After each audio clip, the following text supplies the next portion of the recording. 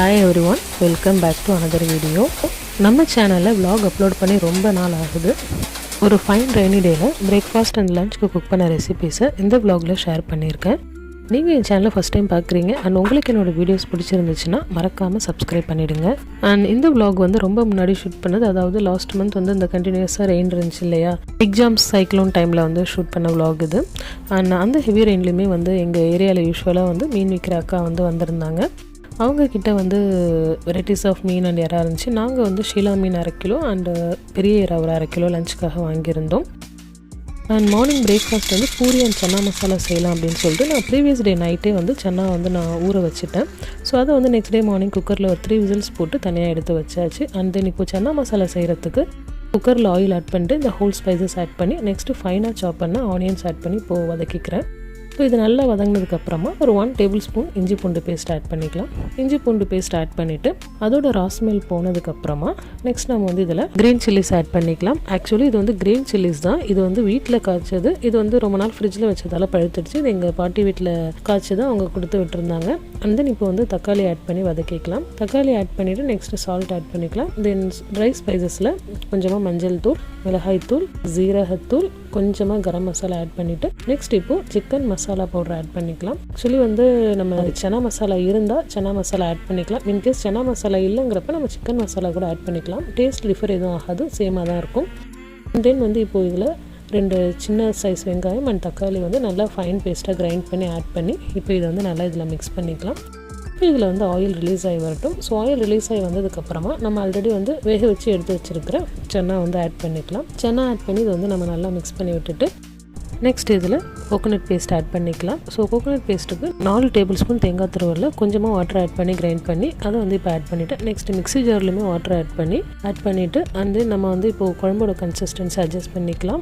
நம்ம ஆல்ரெடி வந்து கொண்டக்கடலை வேக வச்சோம் இல்லையா, ஸோ அந்த வாட்டருமே வந்து இதில் நம்ம ஆட் பண்ணிக்கலாம். ஸோ எல்லாம் ஆட் பண்ணிவிட்டு இந்த ஸ்டேஜில் சால்ட் அண்ட் ஸ்பைசஸ்லாம் செக் பண்ணிவிட்டு குக்கர் வந்து நம்ம க்ளோஸ் பண்ணி 2 or 3 விசில்ஸ்க்கு வந்து இதை குக் பண்ணிக்கலாம். ஃபுல்லாக நம்ம ஹோட்டல்ஸ்க்கு போனால் பூரிக்கு வந்து கிழங்கு வைப்பாங்க அண்ட் சோலா பூரிக்கு தான் வந்து சன்னா மசாலா வைப்பாங்க. நம்ம நார்மலாக வீட்டில் சுடுற பூரிக்கே வந்து சன்னா மசாலா வந்து ஒரு அல்டிமேட் காம்பினேஷனாக இருக்கும். நீங்கள் வந்து ஒன்ஸ் ட்ரை பண்ணி பாருங்கள். நல்ல சூப்பரான ரெய்னி டேயில் நல்ல சில் கிளைமேட்டில் ஹாட்டான பூரிஸோட ரொம்ப டேஸ்டியான சன்னா மசாலாவோட சாப்பிட்றப்ப ரொம்ப டேஸ்ட்டாக இருந்துச்சு.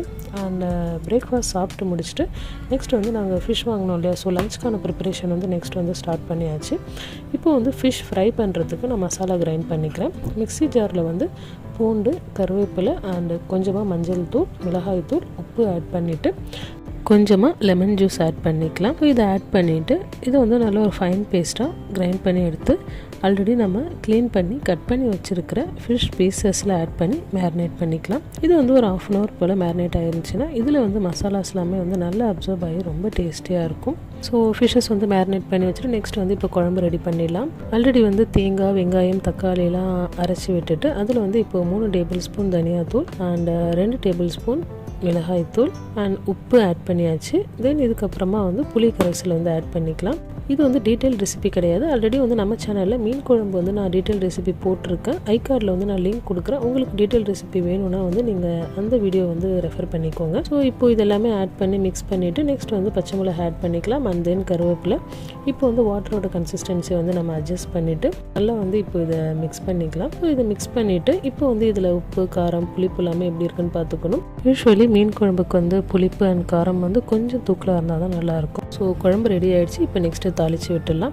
ஸோ ஆயில் ஹீட் ஆனதுக்கப்புறமா கடுகு, ஜீரகம், வெந்தயம் அண்ட் இடித்து வச்ச வெங்காயம் ஆட் பண்ணி வதக்கிட்டு நெக்ஸ்ட் வந்து இந்த ஆயிலே வந்து மிளகாய்த்தூள் ஆட் பண்ணிக்கலாம். ஸோ மிளகாய்த்தூள் ஆட் பண்ணிவிட்டு இமீடியட்டாக வந்து நம்ம மிக்ஸ் பண்ணி வச்சுருக்கிற குழம்பை வந்து ஆட் பண்ணிடணும்.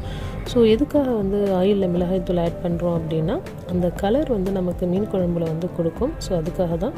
ஸோ இதை வந்து மிக்ஸ் பண்ணிவிட்டு நல்லா வந்து கொதிக்க விட்டுடலாம். இன்றைக்கி வந்து நான் மீன் குழம்புல வந்து வெஜிடபிள்ஸ்லாம் எதுவுமே ஆட் பண்ணல. இல்லைனா வந்து மாங்காய், வெண்டைக்காய், கத்திரிக்காய் இந்த வெஜிடபிள்ஸ் எல்லாமே வந்து ஆட் பண்ணுவோம். ரொம்ப டேஸ்டியாக இருக்கும். என் குழம்பு நல்லா கொதிச்சதுக்கப்புறமா ஃபைனலாக வந்து இதில் மீன் ஆட் பண்ணிவிட்டு லோ ஃப்ளேமில் ஒரு 5 மினிட்ஸ்க்கு வச்சு இறக்கிட்டா சூப்பரான மீன் குழம்பு ரெடி. இப்போது மீன் குழம்பு ரெடி பண்ணியாச்சு. நெக்ஸ்ட் வந்து நம்ம ஃபிஷ் வந்து ஆல்ரெடி மேரினேட் பண்ணி வச்சிருந்தோம் இல்லையா, அதை வந்து இப்போது ஃப்ரை பண்ணி எடுத்துக்கலாம். உங்களுக்கு பார்த்தாலே தெரியும் இதில் வந்து நம்ம ஆட் பண்ண மசாலாஸ் வந்து கொஞ்சம் கூட உதிராமல் ஆயிலில் செப்பரேட் ஆகாமல் குக் ஆகுது பாருங்கள். நீங்களும் ஒன்ஸ் வந்து இந்த ரெசிபியை ட்ரை பண்ணி பாருங்கள். ரொம்ப டேஸ்டியாக இருக்கும். அண்ட் இன்கேஸ் நீங்கள் ட்ரை பண்ணிங்க அப்படின்னா நீங்கள் வந்து ரெசிபி பிக்சர்ஸை எனக்கு இன்ஸ்டாகிராமில் ஷேர் பண்ணுங்கள். நான் வந்து நம்ம சேனல் கம்யூனிட்டி போஸ்ட்லாம் அண்ட் இன்ஸ்டாகிராமில் வந்து டெஃபினட்டாக ஷேர் பண்ணுறேன். அண்ட் அதே சேம் ஃபிஷ் மசாலாலே நான் ப்ரானுமே வந்து மேரினேட் பண்ணி இப்போ வந்து கொஞ்சமாக ஃப்ரை பண்ணி எடுத்துக்கிட்டேன். That's all for today's video. இந்த வீடியோ உங்களுக்கு பிடிச்சிருந்தால் வீடியோக்கு ஒரு லைக் கொடுங்க. அண்ட் உங்களோட ஃப்ரெண்ட்ஸ் அண்ட் ஃபேமிலிக்கு இந்த வீடியோ ரீச் ஆகிறதுக்கு அவங்களுக்கும் ஷேர் பண்ணுங்கள். அண்ட் இது மாதிரி சிம்பிளான ரெசிபீஸ் அண்ட் இன்ட்ரெஸ்டிங்கான vlogsக்கு நம்ம சேனலை சப்ஸ்கிரைப் பண்ணுங்கள். And don't forget to press the bell button. Thanks for வாட்சிங்.